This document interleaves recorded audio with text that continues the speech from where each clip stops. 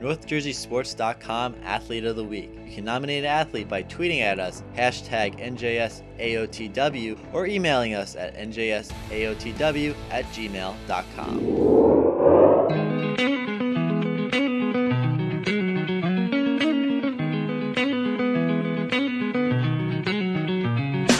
On the Monday Morning Quarterback, NorthJerseySports.com's original multimedia series talking all things football across North Jersey. This is Season 4, Episode 13, the finals edition here, as the long road to MetLife Stadium has been completed. We have crowned numerous champions across the state of New Jersey, and we are going to talk all about the games that went on this weekend in the home of the New York Football Giants and Jets. I am Corey Doviak, being joined by my illustrious panel of North Jersey football insiders. And before I introduce them, I walk around, I talk to a lot of people, and I do get a lot of questions asked about, the site, the show, and all these other things. And one of the questions that I was asked this very weekend, in the last couple of days here, is what does it take to be a North Jersey Sports.com football insider? Now, I will introduce the venerable one, Jim Avitabile. Would you like to give the answer, Jimmy? Basically, you have to have a lot of time on your hands. I think that's the answer to that question. Yeah. Brian Carr, would you just like to enlighten the listening audience here as to what your weekend consisted of? I guess that you earn it by putting in your dues, right? So the weekend consisted of 10 football games. We figured out 500 hours of football, and I stayed overnight down at MetLife, near MetLife. So committed to the weekend to football, high school football. You, sir, are a NorthJerseySports.com football insider. I noticed you even managed to get a picture of the Dumont contingent that was on hand at MetLife as the Head Husky, shouting out the hometown hero, Ryan Botto. How was the parade? Yeah. No, that was the parade, I think. It was great. I was just walking the sidelines, and the kids yelled down to me, and I heard my name, so I turned around, I waved. I had my Dumont hat. See, they noticed I had my Dumont hat on that day. So, it's great that they were there to support their hometown player, and his hometown player went on to win, and we'll have some audio if we get a chance to put that on today. So it was great. It's great. That's what it's all about. For me, that's what it's all about. That's why I love doing this and going to the games. It's not the kids, Yep. All right, we got audio. You mentioned audio. We have audio up the wazoo here tonight on this show. Now, we are technically without a guest, but that doesn't mean we are guestless, because Brian Carr and myself were running around MetLife Stadium after various games. We got audio. We got interviews to play with all of the interested parties from the weekend that was. So we ain't got guests, but boy, do we have a lot of guests on this show. And let's just start off. We'll go in chronological order. Also, I want to say this. At the end of the show, after we break down the games, we are going to give out our year-end awards. We're going to give a player of the year, a team of the year, a coach of the year, and then a player of the weekend, just from what went on at MetLife Stadium, so you're going to want to stay tuned for that. But let's start with Friday night, the 8 p.m. slot, the big boy bracket, non-public Group 4, Paramus Catholic, St. Peter's Prep. Jimmy, a great performance by the Paladins in the second half. Down at half, shut out St. Peter's Prep almost until the end of the ball game. Then things got a little bit interesting, but still PC was able to pull this baby out. Yeah, no question. You look at Paramus Catholic, and they're led by obviously Big House Brito, as Brian nicknamed them. But again, everybody that watched that game, there were over 10,000 people at the game, said the same thing after the game. What an incredible high school football player he is and leader. And you can't mention Paramus Catholic without the two running backs, Elijah Jackson and Jonathan Clark. They were electric in the second half. And the offensive line, they total almost 400 yards of offense on the ground. And, they held on there late. St. Peter's came after them. All credit to St. Peter's, but in the end, it was the backfield of Paramus Catholic that led them to victory. Yeah, Brian, I thought that Paramus Catholic was able to wear them down a little bit in the second half. Yeah, they obviously, they got the runs. That's their game. Their big play runs, and they were able to open them up. Elijah Jackson run and Andrew Brio running. So I think, I didn't notice that. I didn't think that they, wore them down. But obviously their running game is solid, and that's what, he opened up a little passing, but the running is really, really strong with those three backs. We'll call the quarterback a back, Andrew Bighouse. Yeah, no, absolutely. And Brian, you did an interview with Andrew Brito here after the game. Let's get right into it. Here we go. Quick intro. Brian Carr here. I'm at MetLife. I'm with Andrew Big House Brito. Andrew, tell us about the game today. How you feel? I don't even have words to explain what's going on right now. It's just, I can't even take this all in right now. It's just an amazing feeling. Like, it's going to take me a while to take it all in. How does it feel? I mean, it's 3 months ago. We were at the Big House. You had a big game. You came back to that game, and this game you did the same thing. You're going to come back. You guys were down. What did you do different?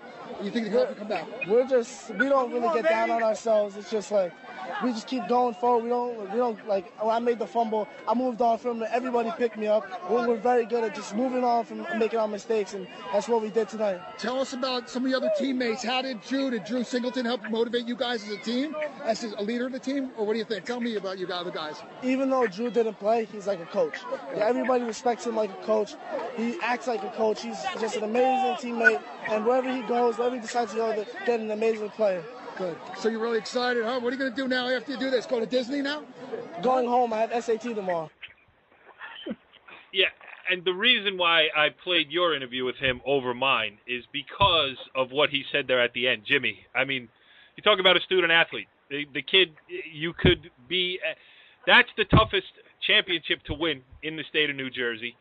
You beat St. Peter's Prep in MetLife Stadium. You hear people around them going nuts and everything. Hey, what are you doing tomorrow? I'm going to go take the SATs. That kid's a class act. Yes, he is. I mean, some players bask in the spotlight. Some other people run away from it. He's one of those kids that likes the pressure, likes the competition.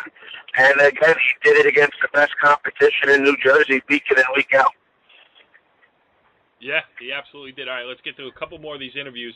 Brian, you mentioned Drew Singleton there. When we talked to Dan Sabella on the show last week, he was playing a little bit coy as to whether or not the kid was going to play. Obviously, he didn't, but that should not take away from the impact that he made on this team this year and on the program at Paramus Catholic. Brian, I thought good job by you of catching up with him in all the cacophony that went on afterwards. Here's Drew Singleton. Brian Carr here with Drew Singleton from Paramus Catholic for the big victory. Drew, I know you didn't play, but tell me how it feels to lead your team to victory. It feels great. I'm happy for them, man. This is what I dreamed of, honestly, and it still happened. And no one can take anything away from me. I stayed with my team. I let my team off the field, even though I couldn't give them my physical talent. Right. So I feel great about this, man. That's what you got to do too in life. You got to be a leader. Yeah, you're part of the team. You lead them to be the best.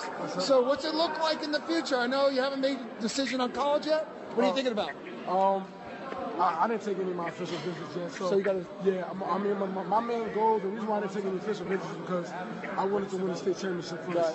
And that's what I did. Right. Yeah, good. And that's what I did. So now it's time to figure out my future for college. Jimmy, that was the recurring theme around Paramus Catholic. We heard it with Danny last week. A lot of the kids that we talked to this week, it was like, we're putting our futures on hold to get this done. And then, obviously, it's an important time now. You got 2 months until signing day. But that is why Paramus Catholic won. It's not that they had more talent than everybody. They had as much as anybody else. But I feel like that team togetherness that Dan was able to instill in just his first year in charge at PC played a big role in them getting this. Yeah, I couldn't agree with you more. The great thing about a great team is the willingness to sacrifice of an individual for the greater good of the team. And that's a perfect example. Drew Singleton has a major scholarship offers, but was willing to put it all on the line. I mean, he was like a caged lion the last 2 weeks, begging to get on the field.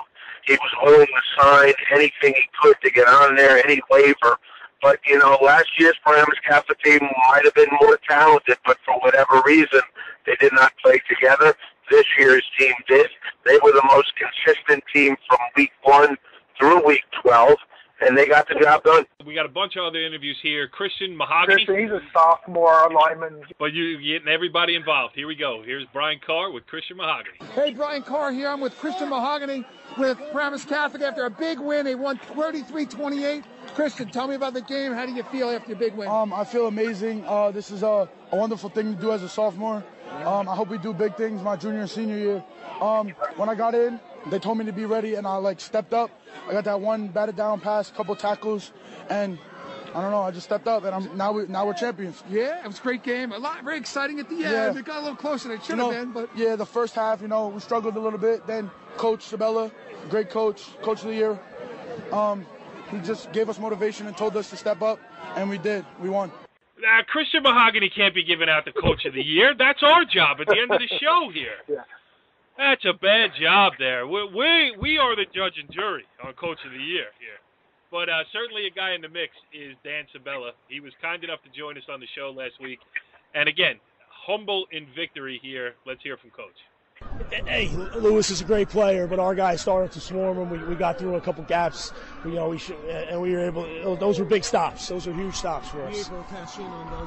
Yeah, and offensively, when we're clicking, we've got a lot of weapons. We've got different people who can hurt you, and I thought our offensive line really, made a couple of adjustments. A couple of times in the first half, we thought we were right there on a couple of things, and we just took, either a bad angle or just kind of missed on one block. But once we got going there, we started firing on all cylinders. I mean, we were all tweeting and everything else about how you're pitching a shutout in the second half, and then got a little, what's the word, oivaboodle. Yeah, it's, we had a chance to get off the field on a 4th and 10 there where we had great pressure. We could have made things, it's your classic, we could have made things a lot easier on ourselves, but, hey, we found a way at the end, that's all that matters. I just talked to Rich, and he couldn't find the word for Andrew Brito. He said, dynamic, just a winner. Yeah, I guess just a winner. The one. That fourth down there and clutch. It's just he's been doing it all year. So we've been spoiled a little bit seeing it every week. But he did it on the biggest stage. You can do it tonight. How about winning this thing? It feels great. It feels great when you set a goal and you see it all come together and you see guys get better every week the way they did and really play unselfish football, play team football. It's a tremendous feeling. What are you gonna do tomorrow? Not even thinking about that right now. Not even thinking about that. Dan Sabella not taking the SATs on Saturday morning. But a great job by him. Great job by Paramus Catholic. They win the big boy bracket. And 33-28 final over St. Peter's Prep. I don't want to stop talking about this game, though, before I play this interview I did with Rich Hansen after the game. And listen, the guy has been there, built that program to what it is today, and just a class act, as you can hear, coming up here. Oh, we didn't play, I thought we did a good job in the first half. They took us off the ball. We got Macho with us in the second half, and we didn't handle it well. I was happy with us offensively for the most part. I thought we did what we wanted to do, but, defensively, I thought we up front was the difference in the second half. I mean, really was missed opportunities, the fumble and the touchdown. These teams, you guys have been, all of you have been so closely matched all season long. You knew it was going to be a play here, a play there, and that was probably the one. Malfunction in the red zone was what killed us the first game against them. And again tonight, I think we had 3 red zone issues, whether we put the ball on the floor, got stopped on downs, and missed another field goal, which we did in the first game. All those things, you give the ball back to them, and Brito's so crafty. Yeah, you know what? He's a dynamic player, man. He just makes things happen. He's a tough kid, and they have pieces around him that complement him very well. It was we had our chances, didn't take advantage of it. Hats off to them. I thought they played really hard in the second half, and I thought that we. Like I said, up front defensively, we just didn't do a good enough job, I think, in the second half. Did you feel like you were going to find that magic there at the end there, the second onside kick? We certainly didn't stop, man. I'm really proud of my guys. Yeah. We got the onside kick, scored right away. You saw it. I mean, I was really happy with the way we hung in there and made, had a chance. Yep, they did give themselves a chance at the end. Well said by Rich Hansen. I mean, I talk about it all the time, doing this job.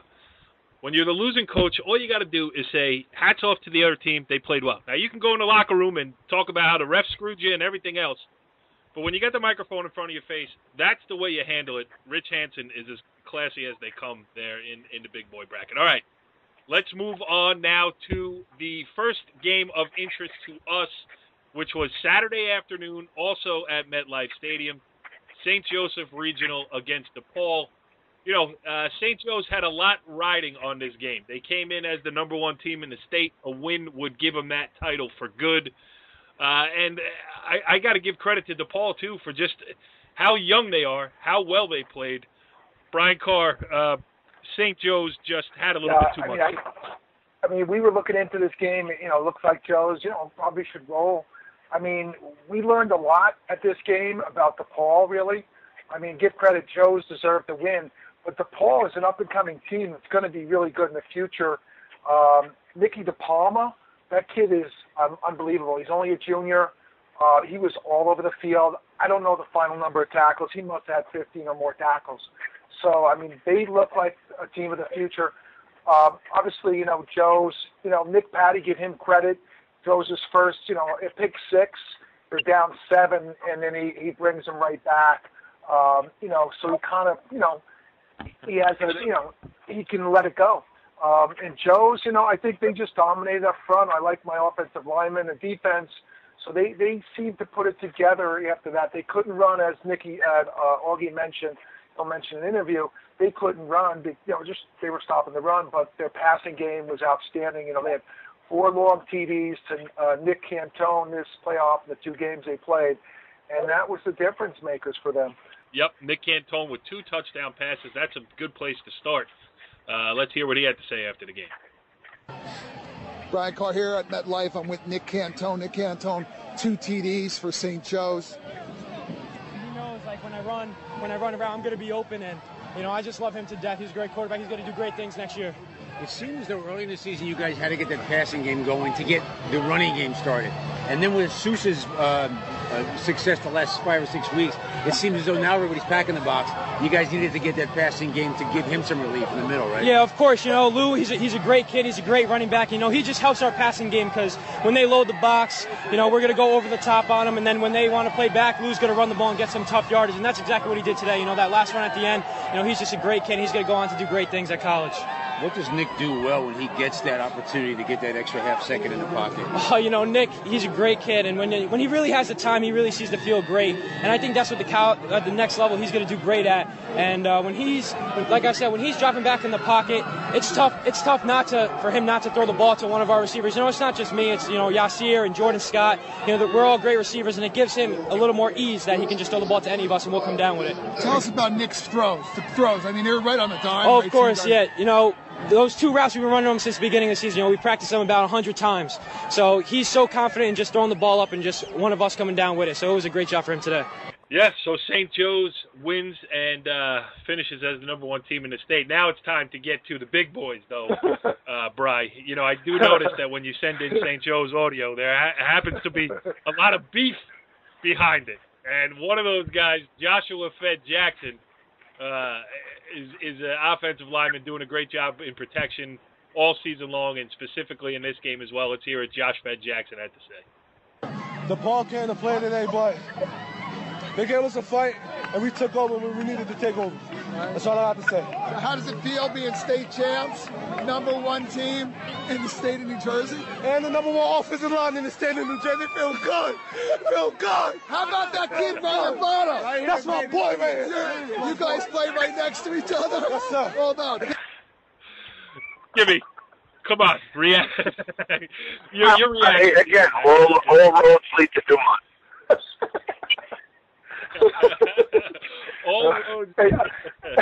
And I didn't prompt him. I didn't prompt him to do that. Ryan was standing right near him, and he said it. Wait a minute. You want me to play that again? I'm sorry. You said he didn't prompt him. Hey, Josh. I'm sorry, but I'm sorry. Ryan Bono. Well, all right. How about that kid, Ryan Bono? Here he is after the game. Brian Carr here at MetLife. I want to talk to Dumont, so Brian Botto. Come on, Brian Botto, tell us about it. How does it feel? It's a great feeling right now. I don't know how to put it into words, being on top of the state at #1 with all these great teams in the state of New Jersey. It's just a great feeling. It's pretty exciting, right? Yeah, it's awesome. Hey, the Dumont kids were in the stands tonight. The Dumont kids were all in attendance tonight. It was great to see them having the town come out and support me. So how does it feel now? 4 years at Joe's. You didn't play until your senior year. Yeah. How was it? Tell me about how that progress was from being a freshman now and then going out state champ. I got time I got moved up freshman year to play MetLife with the 2013 team, and it was a great feeling. But doing it your senior year, there's no other better feeling. Good. So what are you thinking next? You're going to play in college? Tell us. Yeah, I'm getting interested by some schools right now, but we'll see how it goes. I'm going to play it out. Next year, the starting left guard for the Dumont State Huskies. Now, Brian, I got to ask you a question. Listen, we had fun with him all year long. I mean, it was great. You're the head Husky. He's the current Husky going through this. I mean, what are you going to do next year without him? I have to stick on with Mike Eliano now because Mike Eliano, I didn't get to interview him after the game, but over at Riverdale, Mike Eliano won his first state championship. He's a Dumont Husky as well. So we got Mike. As we get into Season 4, Episode 13, you are getting really good at segues because you mentioned Riverdale, and that was the next game up. And before the craziness happened on Sunday night, on Saturday, you watched that Riverdale Old Japan game, Jimmy, and you thought that it couldn't get much better with the way those teams went at it. Going into that game, people had asked me all week about it, and I felt it was a pick-em game. It played out exactly that way. Both teams, throwing punches at each other, coming up off the floor. Ultimately, in the end, Mr. Estevez at Riverdale, I mean, what an electric player. Along the same lines, we mentioned Andrew Brito, that type of player that could just take over a game, running the ball, extending plays in the pass game. The biggest play of the game, I thought, was when he scrambled out of pressure, kept his head up, and hit a kid down the sideline for about a 50-yard gain, which really got Riverdale right back into the ball game. And, when you go to overtime, it's always unfortunate. Someone's got to win and someone's got to lose. I mean, for Riverdale, it was exciting. They had been there 3 previous times and lost, so you're happy for them. But on the other hand, Old Japan, I mean, what a tremendous job. Again, we mentioned by Coach Dunn and those kids to come back. This year, not a lot expected from outside that building, and to get to a state final and to lose in overtime, just want to commend those kids. Absolutely, and I was there on the sidelines, and for me, I not that I ever root for teams, I really don't. I mean, I root for a good game, I root for kids to stay healthy, but I was going back and forth like, oh my God, this is such a great story from the Riverdale side. Then Old Japan would come back and be like, wow, this is a great story from the Old Japan side. They went back and forth, and it was going to be one play here or there. It was a big stop by Riverdale in overtime after Estevez scored. But, he scores, and they missed the extra point. So that just adds to the drama because if Old Japan scores and makes the extra point, Riverdale's going to lose by 1. 4 straight years in the finals with a loss. But it didn't happen that way because Riverdale got a huge stop on 4th down. Let's talk to some of the principals involved here, starting with Alec Lanza, who was the kid who scored the go-ahead touchdown that eventually led to the win. I mean, that's awesome. That's what it's all about. I mean, we haven't won in 9 years, and we came in here and nothing but it. We were nothing on our minds but getting the win. We didn't care about who scores, no matter what, as long as we got the W. What does it mean to the program, to the town of Riverdale? I mean, it's awesome. Going back 3 years in a row with the loss is the worst feeling in the world, and coming home with a win tonight's going to be awesome. Coach said you called the play in overtime. Yeah. Let's talk about that. I mean, our quarterback's a beast, and I knew they were going to be all over him. And I told him, I'm not getting stopped on the 1 yard line. We lost 3 years in a row. My sophomore year, when I actually played, we lost. Last year we lost, and I knew I wasn't stopping until I got to the goal line. What was the play? Just dive right at the middle. How, you've had such great teams here. How about, losing 19 seniors, Dave's, illness early. It looked like, hey, what? In the tunnel. Even I was at that Pascack Valley game. You still didn't really know what you had, and it just built up to this moment. Yeah, I mean, we had a whole new line, and we struggled the first 2 games. I mean, it was hard to run the ball. It was just a bunch of broken plays, and then our coach emphasized that if we're not going to get our line straight, we're not going to go anywhere. So we came in every day ready to work, and that's what we did. And our line really stepped up this year, a whole new line. Everyone graduated, and they stepped up like they've been here forever. Yeah, a whole new line, 19 new starters, everything else. I mean, sometimes, Jimmy, you expect Riverdale to win, and they didn't get it done. This year, maybe you didn't expect it, and they get it done. And as you talked about last week, Brian Dunn breaking the ceiling last year, getting his first state championship. Craig Nielsen at Pascack Valley 2 years in a row. Took him a long time to do it, and then he won his 2 in a row. You go on and down the list of guys who paid their dues and waited to walk out with a trophy. DJ Nymphius got that moment on Saturday night, and well-deserved. Yeah, I can't agree anymore than what you're saying. I mean, he truly has what every high school coach wants badly, a complete program. Year in, year out, being competitive. And, we talked to him earlier in the season, and he didn't really know what he had. I think he knew potentially what he had. I don't think he realized the potential, if they were playing up to that potential early. But is there anybody better at bringing a team along from week 1 to week 11 or 12? And congratulations to him. Yeah, absolutely. I'd love to play the Dave Estevez audio that we got, but I somehow messed it up here. So I'll just paraphrase to what he said. He said that he had played, Brian, and maybe you remember this as well, but I don't know if you were standing next to me when we were doing the interview, but he had never won a championship in his life. And this is a kid who is a great athlete, and at the lower levels, you figure you get a kid like that on your team, you're winning everything. But he lost in finals in just about everything leading up to Saturday night, Brian. And I think all of us watching that game, we're watching Riverdale, we're watching Group 3 public school football, and all of us are going, man, Riverdale is pretty athletic.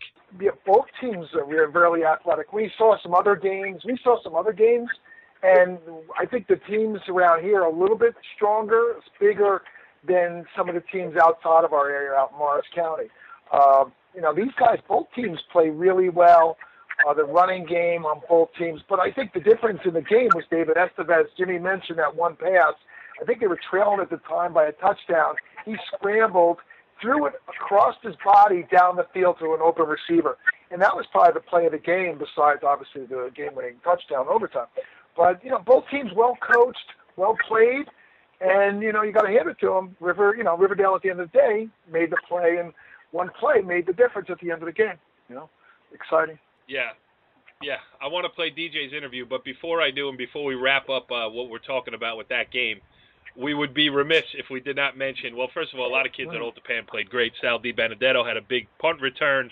I thought Jack Bilali did some things with his feet. The quarterback for Old Japan played well. But Marquez Antonori, the junior running back who's back for another year, 287 yards rushing. That's a good Riverdale defense with some beef up front that he was going against. And, he was banged up. He got up limping. He looked like Jim Brown a couple times, Jimmy, wasn't going to be able to. Go ahead. I tell you what, Corey, you could tell that it was an experienced offensive line for Old Japan because they were getting after it during that whole game. And I'll tell you what, they might have to rebuild the offensive line next year, but, Antonori at times looks like one of the greats. And if he can continue that consistency next year, boy, is he going to be a load. Yeah, no doubt. And for him, it's just a matter of health. I mean, nobody's been able to stop him. He's had a couple of injuries, but, other than that, he's been brilliant. And like you said, they do have to rebuild the offensive line. They're going to lose Mike Mancuso, Stephen Cravani, Eichler, a couple other guys, too, who are just slipping my mind at the moment, who did a great job up front for him. Brandon Gregory ran him down perfectly 2 weeks ago on the show, so go look up at the archives on that at youtube.com/North Jersey Sports. But let's wrap up this game by hearing from Riverdale head coach DJ Nymphius. I'm really, really, really happy for this group of guys. I really am. And the coaches, man, I'm really happy for these guys. The whole community's been just waiting for this. And we graduated 19 starters last year, and wow. Yeah, I mean, and it's funny, we were talking about it on the show last week. Craig went through it where he couldn't break through. Yeah. Nielsen, and then Brian last year, and then you. Funny thing, I sent out to the entire program. Wayne Hills had lost in the semis or the finals like 6 years in a row, and then I had the PV thing and I had the OT thing, and I don't know if I had somebody else on there, but I know I had a thing on us, and we've been in the semis or the finals every year for the last 10 years, and I think sometimes we don't get the credit for being the kind of program we are because we don't have the impressive looking kid, but man, they work. And I'm so proud to coach him. You bringing the trophy back to Russia? That's right. They're all the same, baby. Yeah, and, DJ, he plays coy. I mean, we had him on the show. I've talked to him many times, and I don't know when I this, when that. Listen, that guy coaches kids up, and he knew that he had some. When you got an athlete like Dave Estevez taking the ball from the center, you got a fighting chance in any game you play. Nick Sirico was great for them this year, as we mentioned, Alec Lanza, on and on. So next year when we have DJ on the show in week 2 or 3, and he says, I don't know, I'm not believing him for a second. No, without question. You can take Riverdale to the bank. Like I said last week, 3 things that are guaranteed in life. Death, taxes, and Riverdale being at the stadium. And I mean, would you want to bet against them next year? Absolutely not. All right. Let's turn the page now. So, that was Saturday night. Everybody walks out of there, and then you realize it's a quick turnaround to Sunday morning, the 10 a.m. slot, Brian Carr. 2 teams we've followed closely all year. We had Nick Del Calzo on, the Hasbro Kites head coach. We had Billy Wild on. We covered the semifinal game. We covered the NJIC championship game.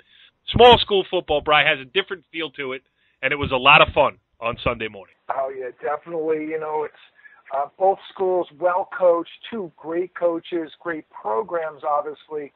One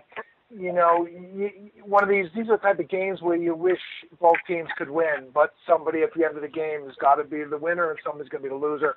I mean, it came out, Christian Correa, he was solid the first half, ran all over the place and had a really exciting 80-yard TD for them. After that, I think, Heights, they made a point to stop him. He's our guy. We got to stop him. I think they did that coming into the second half. They were able to control him. And then Mr. Frankie Quattrone took off for his 270 yards. So we had 2 great athletes in that game. The defenses were pretty good. New Milford's got a great defense, good-sized line. They block well. They defend well. So it was an exciting game, and Frankie just ran loose, scored 3 TDs. A great game on his behalf. And our little Mighty Mite, and we'll interview him probably later if we get a chance, Johnny Iarata, had what we call the bear crawl on one of his runs. It was pretty nice run, and he came on, ran about 90 yards, and he had, I think, a really key TD. We give Frank Patron all the talk here, but Johnny scored the go-ahead touchdown for them to go ahead 14-12. So, he's a leader, and he's a hustler and a wrestler. But a great game by 2 great teams. Billy Wild's team was excellent. We have Matt McElroy coming back next year for them, and they're going to be good next year as well. So the challenge will be for Heights is to reload, too. A lot of seniors, a couple guys coming back. Yeah. All right, let's hear from Frankie Quattrone. Brian Carr here, North Jersey Sports, with Frankie Quattrone, 3 TDs for Hasbro Heights. For Frankie. At halftime, the game plan was we had 2 quarters left in this black and orange jersey. And we just came out tough with fire in our eyes, and that's when we realized we had to come out tougher than them. What kind of a strain does Correa put on you guys defensively? Well, he puts a big strain on any team. He's a great runner. He's a hard runner, very physical. But you just have to be, all 11 guys have to be tougher than him. And that's why second half we came out tougher, and we were able to stop him. Did you ever feel going into the game you kind of personally had to address that with your own running? Well, I knew this was going to have to be one of my best games of the year because this was a good team we were versing. And the guys also knew up front that they had to get their best blocking of the year. And the skill guys knew this had to be their best running game of the year. And that's what we were able to accomplish this. How does it feel to win the trifecta? You won your league, you won the conference championship, and now state championship. It feels great. This is what we wanted from day one. We had these 3 goals in mind throughout the whole season. This is our checklist, and we were able to get all 3 of them due to all 11 guys in that field. Now, Jimmy, I know that Heights was a team that you followed closely all year long. I mean, just talk about the performance of Quattrone and others. Well, Hasbro Heights had really this season, the first 6 or 7 games, they had it all their way. I mean, impressive blowouts. And the thing that is impressive to me is the last 4 or 5 games, they were really tested. I mean, you talk about Pompton Lakes, and you talk about Saddlebrook for first half. Then you talk about Cresskill, and then obviously New Milford. You know, Hasbrouck-Heights' offense is tremendous, but I think that defense in the first half kept them in the game. Their offense was hurting themselves with some penalties, wasn't clicking, struggling. New Milford's defense had a lot to say about that. And I think that defense kept them in the game at 6-0. I mean, the only thing they gave up was the long touchdown run to Mr. Correo, 84 yards. And, you know, going in at halftime only down 6-0, being outplayed, I think was the key. In the second half, I think that offensive line, you know, might have worn down New Milford a little bit. I think Coach Del Caso and his defensive coaches did a great job of rotating defensive linemen in throughout that game to try to stay as fresh as they could because they were, you know, they were undersized. And obviously, once that offense gets going, it's like a snowball down a mountain. You know, I want to just mention, you know, Mr. Correo, 250 yards rushing in that game to, you know, to give him over 2,500 yards rushing for the season, which is incredible, with 25 touchdowns. And last year and this year combined, he went for 4,000 yards and you know, 43 touchdowns. So obviously, what a tremendous career for him. And I just want to mention Coach Billy Wild, as people listen to. I know Billy a long time through coaching against him, and there's not a classier coach in New Jersey. He's been there a couple of times. You know, they haven't won, but you know, we're all rooting for Billy, and I'm sure he'll get that elusive title. Well, maybe he's the next one. Craig Nielsen, Brian Dunn, DJ Nymphius, maybe Billy Wild's turn is coming up here soon. It certainly wouldn't surprise me. But a guy who has won championships in his illustrious career over at Hasbrouck-Heights is Nick Del Caso, and here he is after the game. Brian Carr here at MetLife after a big Hasbrouck-Heights 30-12 victory. I'm with Nick Del Caso. Hey, Coach, talk about the game. Brian Carr, North Jersey Sports. Hey, how you doing? Is it exciting or what? Very exciting. You know, hey, we came back. We're down at halftime, and I think our kids did a great job coming back. We knew we could run on them a little bit, so we're excited about that. Talk about your seniors, Frankie, Johnny. Frankie, Johnny. Let me tell you, just feed them the ball. What a hell of a year the kids had, you know, and to go undefeated and for Frankie and Johnny to come big at this game was important. So it's a trifecta, right? Trifecta. You won the league, won NJIC, and won a state championship. That was one of our goals when we got here. Yeah. So you feel good? Feel very good. What are you going to do after the game? Go to Disney World? Yeah! You going to go smoke a cigar? Oh, yeah. Wait, I have one. Congratulations, Dick. Good stuff there. Jimmy, that's why you go to Hasbrouck-Heights. I just figured it out. Del Caso, Frankie, Johnny. I mean, you're in your element down there, brother.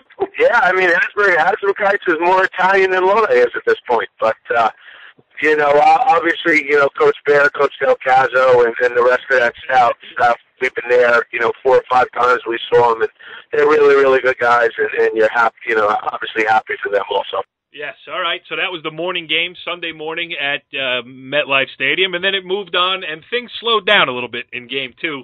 Ridgewood with the wing T offense, Passaic Tech, not able to push the tempo, I think, in its favor was a big part of that game. Ridgewood with a 14-13 victory.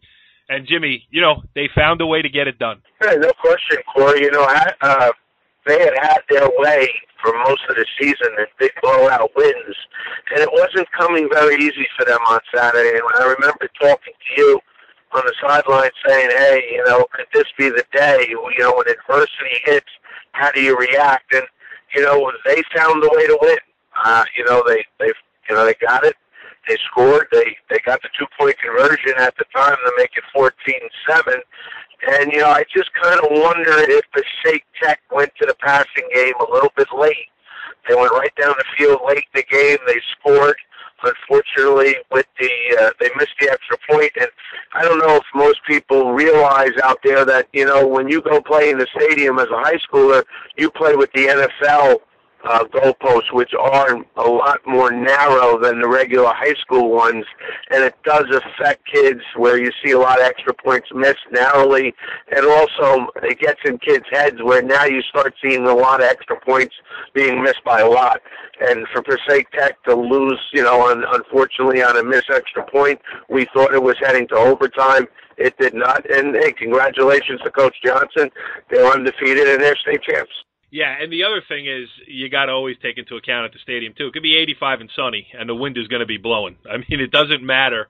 It swirls, everything else, and kicking is a dicey proposition. As you said, we saw it all weekend. I mean, Ridgewood, which is one of the best kicking teams in the state of New Jersey, had its own had a punt blocked, had a punt shanked, missed an extra point itself.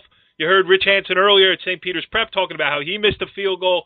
Brian, those things all play a factor in this game, and especially a game like Ridgewood PCT that was literally tooth and nail for 48 minutes. Right, but definitely, Corey, you're right. That end of the field where they missed the extra point, I think was the windiest end of the field.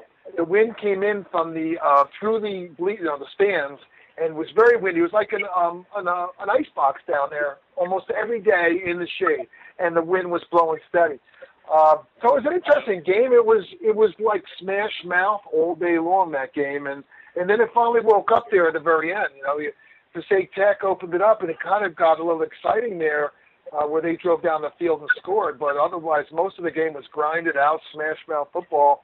And it's probably like the Giants were back when they beat the Bills a few years ago, and the score, and they won by the wide right. So. Same thing, wide right, Giants win, same thing here. They happen to be wide right, too. So it's true. Yeah, and again, to recap the scoring of the game does not take very long. I mean, Ridgewood got both of its touchdowns on short Zach Fiegel's touchdown runs. After the second one, Colston Smith caught a well-designed play, too, on a two-point conversion. They got all the action moving to the right, and Colston Smith snuck out the backside of the formation, was wide open. In the end zone, he looked it right in, and those turned out to be the winning 2 points. It was 13-12 PCT at the time. Those 2 points made it 14-13. PCT goes down the other end and scores, misses the extra point. I did catch up with Zach Fiegel's after the game. He is the senior running back whose future is certainly in the kicking game. He's going on to punt at the University of Miami, but he was the one who scored the 2 touchdowns in a grind-them-out kind of game. Here's what he said afterwards. I mean, the wing tee is built on just smash mouth football and really getting short yardage every single play. And our defense, thanks, man. Our defense really stood in there, making some big plays and giving us momentum shift throughout that second half. You guys converted a couple of fourth down conversions. To talk about how big that was, also. Yeah, I mean, when we can always convert on the fourth down, it gives us a good momentum swing. It gives us the confidence to keep going. So that's really it. Just they gave us the confidence and momentum. After last year losing to them 27-0, here on this year, how sweet is this? To come back and do it. I mean, last year it definitely was not a good feeling, but with 1 minute left in the game and we were up and our offense was on the field, it was a great feeling just being around the boys and in the huddle and talking about how well we played. What's the feeling when they scored there and cut it to 14-13? Yeah, I mean that was I got pretty anxious there. I mean you can never really be content until the game's really over. The game's never over, and it really showed down there. But our defense stayed with it. Defense got it done for Ridgewood. Chuck Johnson's team is the North 1 Group 5 state sectional champion. Here's Chuck after the game. We were losing to Montclair 20-7 in the fourth quarter. I told the kids before the game, in the halftime, boys, we got them right where we want them. I mean, we've outplayed everybody in the second half, everybody, dramatically. I go, if we're down at half, who cares? We're going to win because we win in the second half. That's what they've done all year. So, Eagles is a tough kid. Oh, he's a man. He's a man. And they got some great players, too. They got some great kids. From just personally, I mean, you've been at this for a long time. It's been a while since you won one of these. It's great to see you smile year to year. Talk about it a little bit. Well, I mean, again, I have tried for years to conceptualize if we work hard, if we try our best, but winning still makes a difference, and it still feels a whole lot better. I've tried to intellectualize the whole thing because I've been doing it, and it really is about the relationships. 25 kids told me they love me today. I told them, and the rest of them will. that's what it's about. But it is. Yep, great.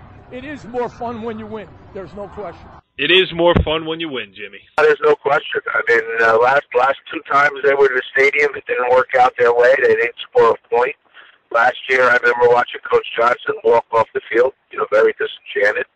And this year was a different story. He's right. There is not a better feeling in the world than when you win it, and there's not a worse feeling in the world when you lose that game and you walk off. Yep. All right. So then you thought, okay, hey, this has been a great weekend of football. And then Mahwah Westwood happens. Bri, 21-7 Westwood at one point, 35-28 Mahwah at the finish line.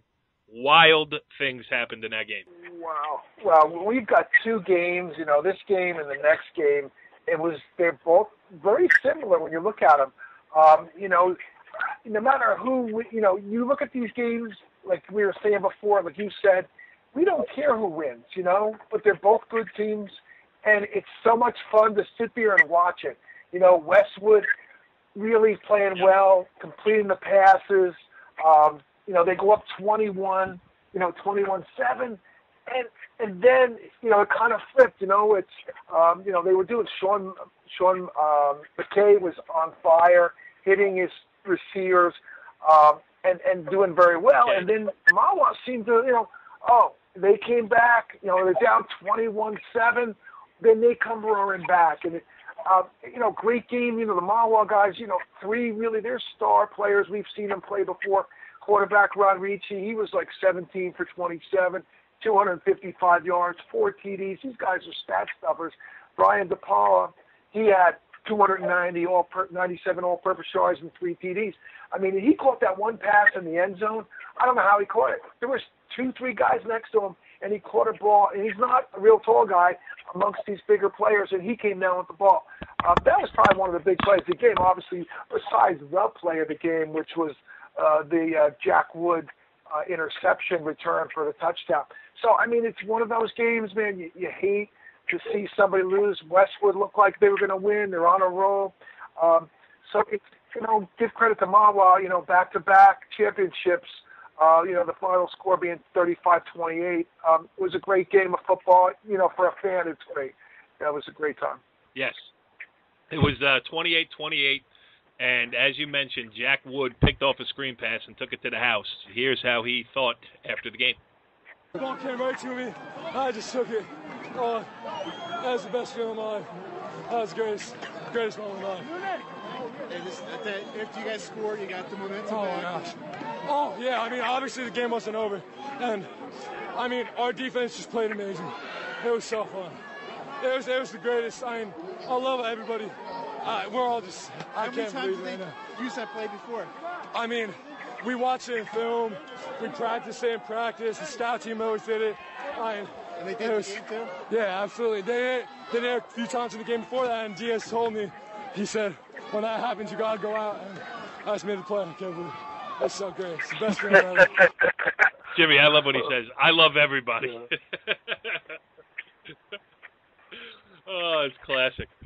But you know what, though, Jimmy? I mean, and it kind of, talking to you before the game, it kind of played out the way you thought because, with Zach Hopkins throwing the ball as well as he has all year and the multiple guys in Westwood that can make plays, and they did, but at some point, Westwood is like in a group, they're like a 1.5, playing as a 2. Mahwah's kind of a 2.5 playing as a 2. And I think, I wasn't there physically, but what I've heard talking to you guys and everything else, maybe Mahwah was able to wear him down a little bit and just cut down on the big plays. Yeah, we talked about the keys for Westwood to win, and we said to shut down the running game and have Mahwah keep throwing. Well, I thought for the most part they did a very good job against the running game. And to Mahwah's credit, as Brian mentioned, they threw 4 touchdown passes, and a lot of them were very, very spectacular plays. You mentioned the first one in the back of the end zone, a couple of bombs down the sideline, and you know what?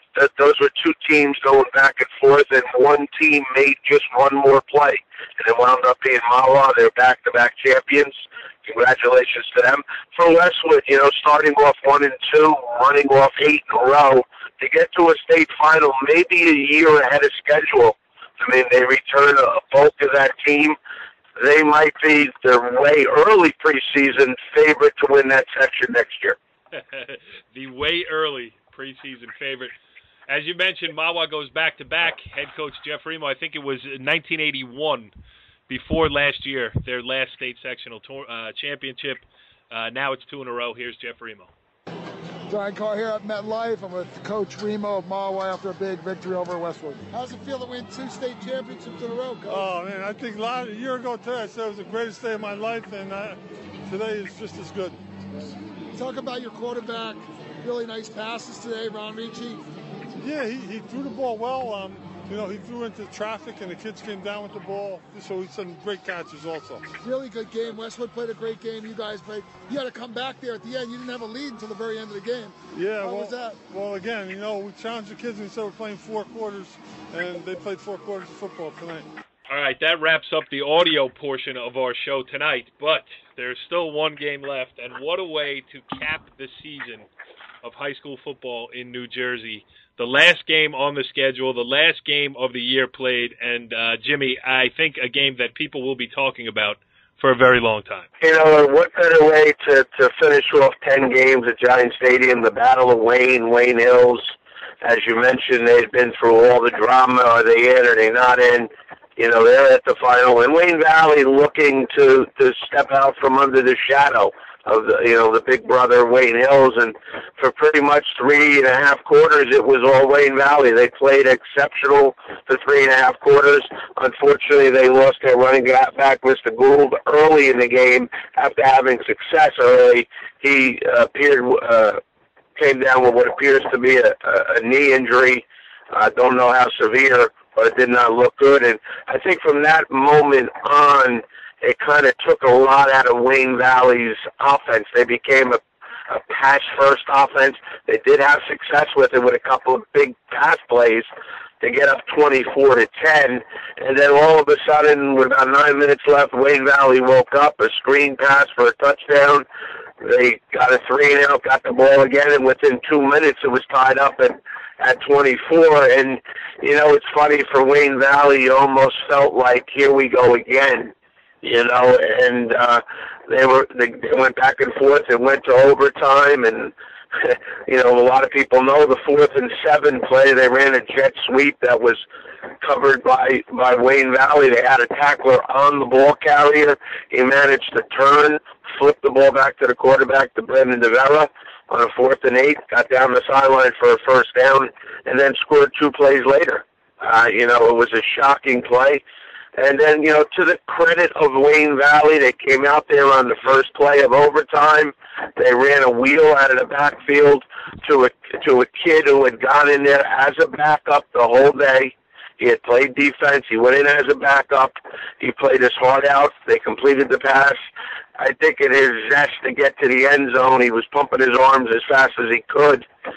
The ball, unfortunately, slipped out of his hand through the corner of the end zone for a touchback. And, if you're Wayne Hills, a couple of years ago was the Miracle of the Meadowlands 1. This was Miracle of the Meadowlands Part 2. From a Wayne Valley perspective, you have to feel sorry. They played their hearts out. And for Wayne Hills, when you've won and won and won, and that's all you know, you almost carry that confidence that it's never over, that some magic's going to happen, like those old Yankee teams in the late 90s. Somehow someone's going to make the big tackle or the catch or the pass, and for Wayne Hills, they did it again. Oh, I hate the Yankees. I hated those 1990 Yankees. As a Met fan. Yeah, but that's a great analogy because they, Aaron Boone, come on. And I just want to say one thing here, Brian. I'll let you talk about this game too. But there is no reason for certain media outlets to lead their story of that Wayne Hills, Wayne Valley game with the name of the kid who fumbled the ball in overtime of one of the wackiest games ever played, as Jimmy mentioned, coming in as a backup and doing an unbelievable job just to help Wayne Valley, stay in the game as Wayne Hills is making the comeback and everything else. And to name the kid like that, to me, is just, it's shameful. I mean, it will never happen on NorthJerseySports.com. I can promise you that. And I really feel like he's owed an apology because, listen, a game like that does not come down to one play. Yeah, that was the last play of the game, but there were 150 other plays in that game that could have changed the outcome. And to point your finger at a kid who came in for an injured star on the team is shameful. All right, go ahead, Brian. Here, I'll tell you, Jimmy gave a good review of the game. I mean, I think there was a great crowd. You know, Wayne Valley, I happen to notice Wayne Valley seemed to have even more people there. Obviously, they haven't won in quite a while, so they wanted to really win. But, you know, that play where the guy fumbled, it reminded me of a game. I don't know if you guys remember it, if you were there. Up in Old Japan a few years ago, they were playing Ramapo, and the running back did it up there, and they lost the game. And that was, and it wasn't a playoff. Yes. It wasn't the playoffs, but it was, and it happened. But anyway, I'll tell you this. One of the things I did, I happened to be walking out at the end of the game, and I hadn't got a chance to talk to the cheerleaders on the sideline. We were over on that sideline most of the game, and the girls were really nice. And we were trying to get them aligned, and when they cheer at the right time, because they were cheering when their team had the ball. So we were like, "Hey, you girls shouldn't cheer when you do." But anyway, I got talking to them. So anyway, on the way out of the game, listen, let me continue my story here. On the way out of the game, I said to the girls, "Girls, you know, great game. It's too bad you lost." And I said to them myself, this is from my heart, I said, "Listen, when you guys see that guy in school this week, you should go up and give him a big hug because he's carrying the weight of the whole team, the whole school on his shoulders, and I'm sure he's very upset." I mean, they played a great game. It's too bad I had to come down to that.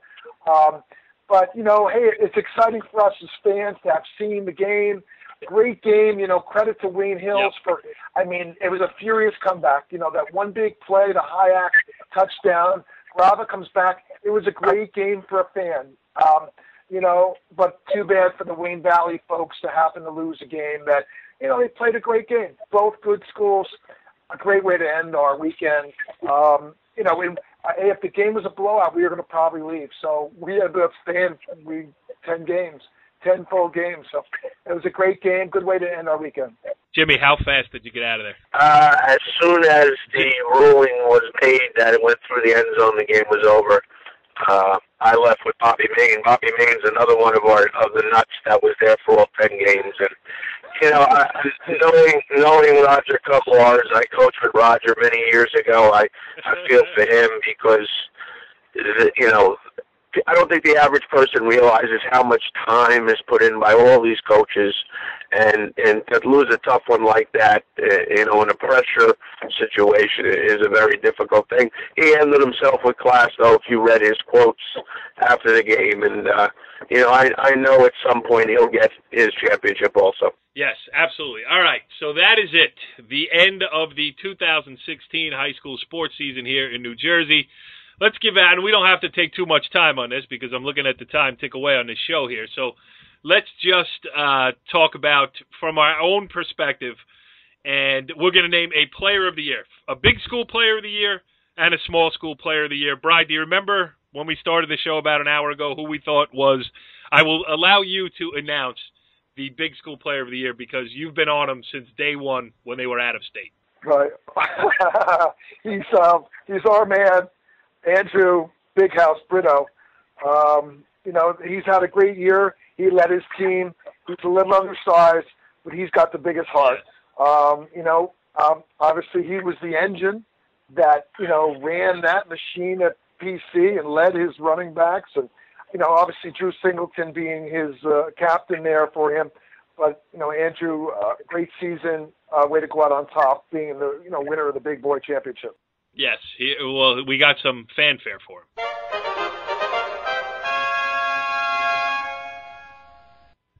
Andrew Big House Brito, the NorthJerseySports.com Offensive Player of the Year for the big schools, and for the small schools, Jimmy, it's got to be a little bit shorter.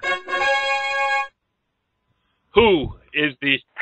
You know, it came down to two players, Corey. As you know, they both played in that North One Football Championship. You know, but you have to give it to Mr. Quattrone.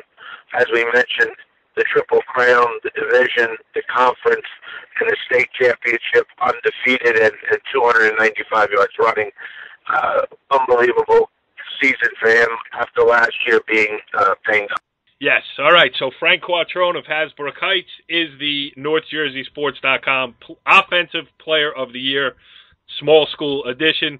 Team of the Year in the big schools, Bri, and it's got to be you to make this announcement. Let me see. Wait, if I can find another.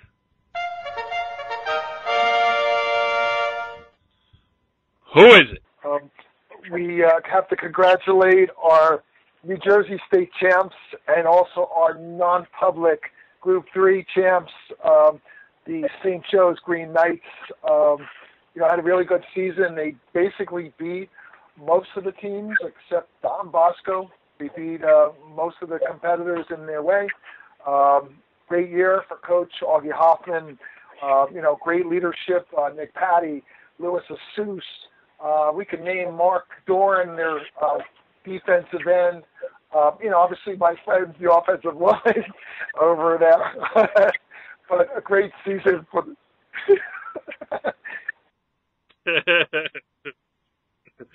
Joshua Fed Jackson and Ryan Botto. Ryan Botto. Hey, there's also Robbie Martin, the Penn State recruit, is also, I forget, there's a Nick, there's a couple Nicks.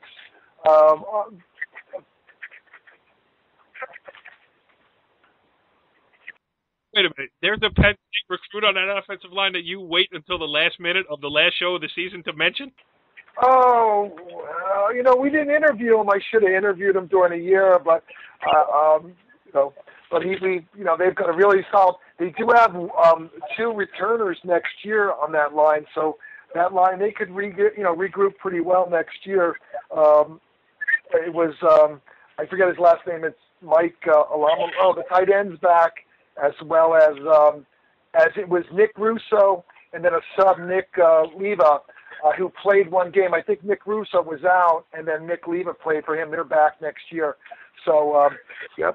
And then Joshua Jackson. Yes, so Brian Carr is making the stunning prediction that St. Joseph Regional might have some talent on the roster next year.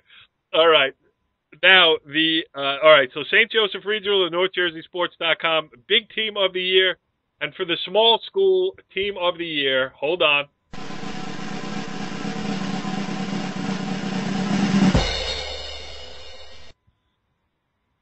Jimmy, do the honors. Well, all I have to say is the team on Route 17 South will be taking home the hardware. Hasbrook Heights, again, we mentioned the Triple Crown.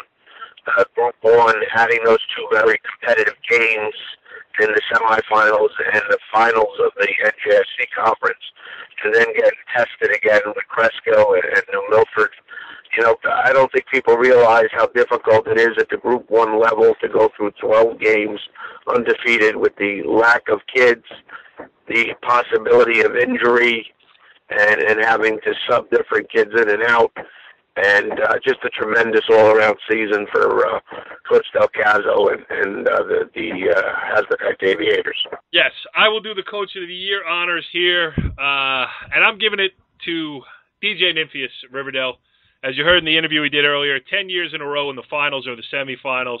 He got his first state sectional championship as the head coach of the Riverdale Golden Hawks for reasons that we've been over many times in this show, so we'll just give him one of these. All right, last order of business here on the show for the season. Let's go through. Brian, we'll start with you. We're going to name just a player of the weekend, of the guys that we saw at MetLife Stadium. You're up first. Go. I like Hasbrook Heights. I like Frankie Quattrone, obviously undefeated year. Frankie had 275 yards rushing, 3 TDs. He had some passing yards. These were career highs for him in that game. So I like Frankie Quattrone. Frankie Quattrone gets one of these.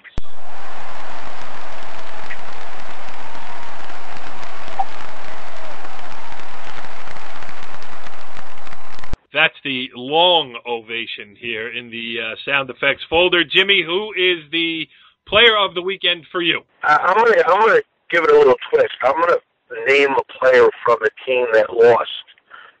Brian mentioned it earlier, DePaul Jr. linebacker, Nick DePalma, who is leading the state tackles and showed everybody what an outstanding player he was against St. Joe's. I mean, he had to have close to 20 tackles, if not more, in that game against St. Joe's. Anytime you could do that against St. Joe's' running game, that tells you how good you are. And I tell you what, if we were going to mention a team down the line next year, Nick will lead that DePaul team. I'll tell you what a talented team they have. And don't be surprised if you see them with that trophy next year. Yeah, absolutely. And for my player of the weekend, and listen, all I'm trying to do here is break my stereotype as an old Tapan homer here. I'm going to go with Dave Estevez, the quarterback at Riverdale. Listen, he's a sophomore. That's one thing that you got to keep in mind here. He was unbelievable, passing the ball, throwing the ball, everything else against Old Tapan. He stepped up when his team needed it most. He was hard to tackle. And you got to remember, the kid played shortstop last year on a team that made it all the way to the semifinals of the Bergen County baseball tournament. So he's an unbelievable athlete. It was nice to see him break through, get a championship. So I'm going with Dave Estevez as my player of the weekend. And I am going to say this. First of all, it has been a long season of football, but a short season because it seems to have gone so quickly. I want to take this opportunity to thank the Head Husky Brian Carr. I would like to thank the venerable one, Mr. James Avitabile. This was fun, boys. And what do you say we do it again next year? How about that? Yeah, it's funny, Corey. Whenever you leave that stadium, you almost, get you always feel down. You almost feel depressed for a couple of days, knowing it's over and recharging the battery. I want to thank you guys. It's always fun to hang around with you guys and do the show. And I just hope that, the listeners enjoy it. Follow the leader.